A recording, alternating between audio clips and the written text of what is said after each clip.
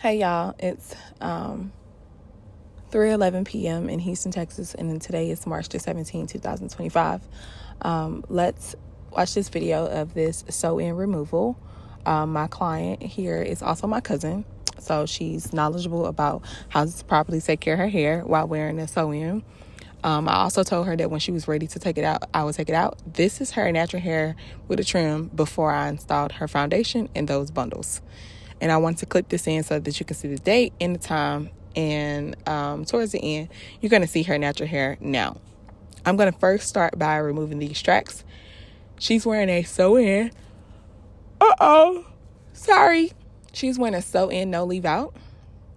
So what you see in the front is pretty much pushed back because it grew out. I don't know if you noticed, but it's a little lifted off of her head. So I'm gently trying to get to the actual thread without compromising the actual width of the bundles. That's important because you still want to reuse this whenever you want to. This is also a vendor that I have available for sale. I actually prefer to sell the vendors to everyone versus me buying hair for people. I think that everyone should have access to quality hair without having to go to a third party. So always DM me, email me, or text me if you would like to purchase my vendor. I think it's this is the last track. So this is going to be the last track.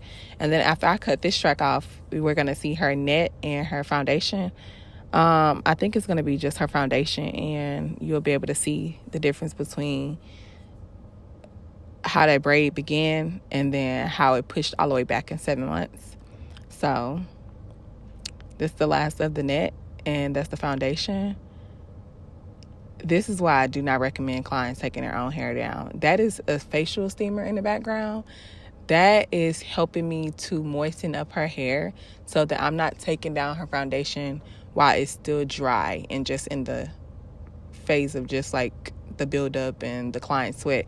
No, you want to add something to this so that it can make it glide and gently come down without you removing braids dry. I do not understand why people remove people's foundations and braids dry and then they comb it dry and so much hair comes out. Granted, your hair is going to shed, but it's super important to add some type of moisture while you're doing it. That way you getting the hair ready to be manipulated into detangling with the conditioner. Because if you condition before you go to the shampoo, that helps you pretty much remove all the dirt towards the ends, and it's not going to be at the root. Because if you shampoo your hair with this buildup on here, it's going to turn into matting, matting, and at that point it's going to be stuck and you're probably not going to know what to do. Here you can see how thick that buildup is. It's about 4 inches long from the roots to down her hair shaft. This is conditioner that I'm adding in, and I'm adding a heavy amount. I always use a heavy amount of conditioner. I'm not gentle when it comes to how much product I'm going to use. No, we need to use a lot. The more, the merrier, and the better. That's a scalp scrubber that I'm using to manipulate, and it's also drawing down the dirt buildup towards the ends, and I'm pretty much like manipulating it to open fully up versus be stiff. This is the last section. It's the front of her hair, and at this point I'm pouring the conditioner on it because I'm like, I need to cover her hair in conditioner in order for this to successfully work its way through without us shampooing yet. And mind you, this is a detangle as well, so before we even go shampoo her, I'm detangling it piece by piece to make sure that I have all the buildup out and nothing is left over, so that when we go straight to the sink, that's just gonna slide completely off like dirt. Now, here we are. So we did the shampoo, and this is her hair without the trim. I'm basically like opening her scalp to show y'all that it's squeaky clean now. I'm also showing length, and you can also kind of see through her ends where she do need a trim, and I'm gonna do a light trim. You can see that her edges are still intact. Hi,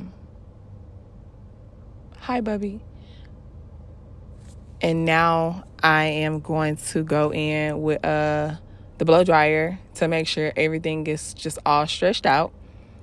And I'm going to trim off the bottom of her hair not a style. I'm not making a bob. I'm not making a big chop. I'm literally trimming what needs to be trimmed. Mind you, my cousin was previously wearing her hair in like a wet bun.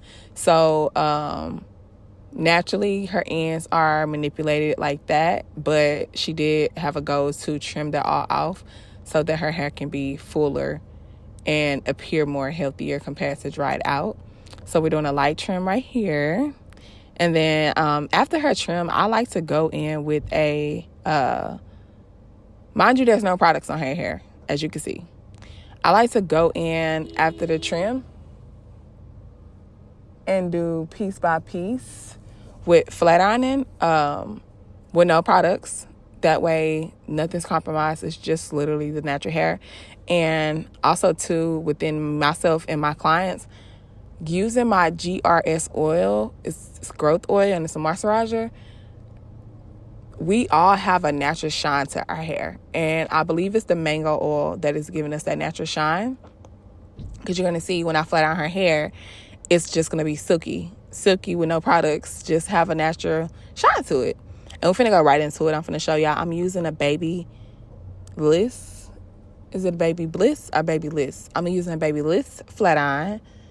And you see that? Look at it. Look how good it look. I don't know what my cousin is watching on her phone, but I have a screen mirror too, so you can kind of see what I'm doing. It's in her lap on the other side of her. But I had to show this because her hair grew so much since the previous install. And even just the state of her hair in the flat iron version as well. Like, it's dropping, it's flat ironing easier. Some people may think, oh, I can't leave it sewing in that long. It's going to break all my hair off. Nope. If you have the correct person to take that down, I think you're safe. Do I recommend clients wearing it that long? Absolutely not. But for the clients that do want to do it, just trust and believe that you would need somebody to take that down for you and take that down piece by piece, no rushing, and be patient because you do have to manipulate that hair back to squeaky clean. Like, you can see my client's scalp. You can see her hair. Like, this look good. This look very good. I wouldn't know why anyone would not trust what I say when it comes to sew-ins and cleaning hair and flat ironing hair and the use of no products on natural hair. Like, I don't know. I feel like in the past 17 years, there's been a lot of controversy about how and why I do certain things when I do hair. But if I'm honest, I have to make sure it works on me before I see if it works on a client. And then also, too, I have to assess each client case by case. Like, not everybody's hair is going to do what you need it to do. Like, some people need separate type of trainings for their hair. But also, too, it's super important to be consistent as far as a client.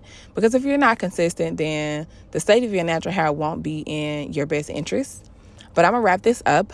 Make sure y'all follow me on Instagram. My handle is the same as my YouTube, Today Style Me.